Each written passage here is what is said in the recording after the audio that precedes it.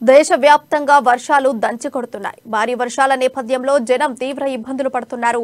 కొన్ని చోట్ల ఇండ్లు నీట మునిగి, మరికొన్ని చోట్ల ఇండ్లలోకి నీరు చేరి, మరికొన్ని రోడ్లపై చెట్లు కుప్పకూలడంతో జనం తీవ్ర ఇబ్బందులు పడుతున్నారు.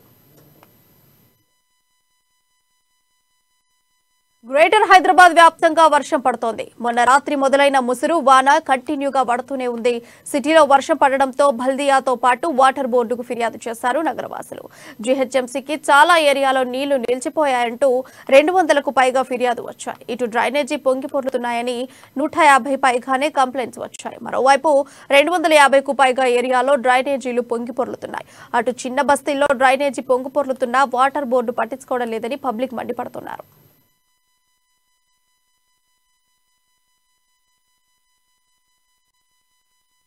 నిజామాబాద్ జిల్లాలో విస్తారంగా కురుస్తున్న భారీ వర్షాలకు గుపన్పల్లిలో గవర్నమెంట్ స్కూల్ పూర్తిగా చెరువును తలపిస్తోంది. ఓవైపు రాష్ట్ర ప్రభుత్వం మన ఊరు మన బడి అనే కార్యక్రమం చేపట్టినా కానీ భూపన్పల్లి స్కూల్ పరిస్థితి ఎక్కడ వేసిన గొంగడి అక్కడే అన్నట్లు మారింది. పూర్తిగా నీళ్లు నిండడంతో స్కూల్కి పిల్లల్ని పంపించాలంటే తల్లిదండ్రులు భయపడుతున్నారు. ఎప్పుడు ఏమవుతుందోనని విద్యార్థులు భయపడుతున్నారు. తమ యొక్క స్కూల్ని ఎవరైనా అధికారులు ముందుకు వచ్చి తమ స్కూల్ బాగు చేయించాలని ఆ విద్యార్థులకు కోరుతున్నారు.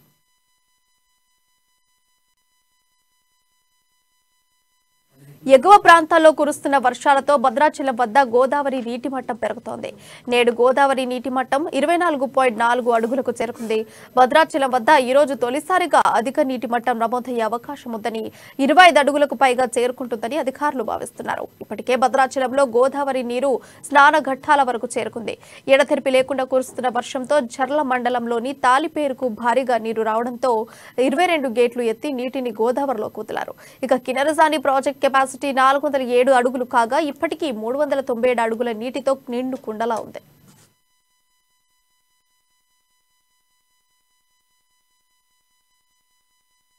భద్రాద్రి కొత్తగూడెం జిల్లా మనుగురు వ్యాప్తంగా భారీ వర్షం కురుస్తోంది. భారీ వర్షానికి సింగరేణి బొగ్గు గనుల్లో బొగ్గు ఉత్పత్తికి అంతరాయం ఏర్పడింది. సింగరేణి భీవో మట్టి వెలికితీత 2 లక్షల మెట్రిక్ టన్నుల పనులు పూర్తిగా అంతరాయం ఏర్పడింది. మనుగురు సింగరేణి ఏరియా నందు ముందు జాగ్రత్తగా వర్షాకాలంలో మైన్లలో బొగ్గు ఉత్పత్తికి అంతరాయం ఏర్పడుతుంది. అందుకని ముందు జాగ్రత్త చర్యగా వారం రోజులు ఏకధాటిగా వర్షాలు వచ్చినా బొగ్గు సప్లై చేయటకు ఎటువంటి ఇబ్బంది లేదని, స్టాక్ పాయింట్లలో భారీ స్థాయిలో బొగ్గుని స్టార్ట్ చేస్తామని అధికారులు తెలియజేశారు. వర్షానికి కేవలం కొరీలలో తీసి బొగ్గు ఉత్పత్తికి మాత్రమే ఆటంకం ఏర్పడుతుందని అధికారులు తెలిపారు. ఉమ్మడి మెదక్ జిల్లా వ్యాప్తంగా భారీ వర్షాలు కురుస్తున్నాయి. గత 2 రోజులుగా 18.6 మిల్లీలీటర్ల కురిసింది. మరోవైపు మెదక్ జిల్లా మూసాయిపేట మండలం బొమ్మరం వద్ద నూతనంగా నిర్మిస్తున్న రైల్వే అండర్ బ్రిడ్జ్ వద్ద భారీగా వరదని చేరింది. దీంతో మూసాపేట నుండి వెల్దుర్తి వెళ్తున్న మినీ లారీ అండర్ బ్రిడ్జ్ వద్ద నీటిలో సగానికి పైగా మునిగింది. దీంతో వాహనం పైకి ఎక్కిన డ్రైవర్ ప్రాణాలు కాపాడుకున్నారు.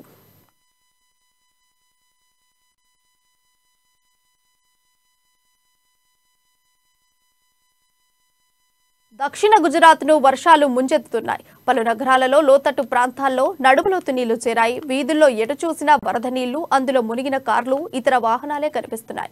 దీనికి సంబంధించిన ఓ వీడియో సోషల్ మీడియాలో వైరల్ గా మారింది. కుండపోత వర్షాలకు జనజీవనం అస్తవ్యస్తంగా మారింది. ముఖ్యంగా రాజ్కోట్, సూరత్, గిర్ సోమనాథ్ జిల్లాలను వరద ముంచెత్తింది. గిర్ సోమనాథ్ జిల్లాలో 14 గంటల్లో 34.5 సెంటీమీటర్ల వర్షపాతం నమోదైందని వాతావరణ శాఖ అధికారులు తెలిపారు. రాజ్కోట్ జిల్లాలో 25 సెంటీమీటర్ల వర్షపాతం నమోదైందని చెప్పారు.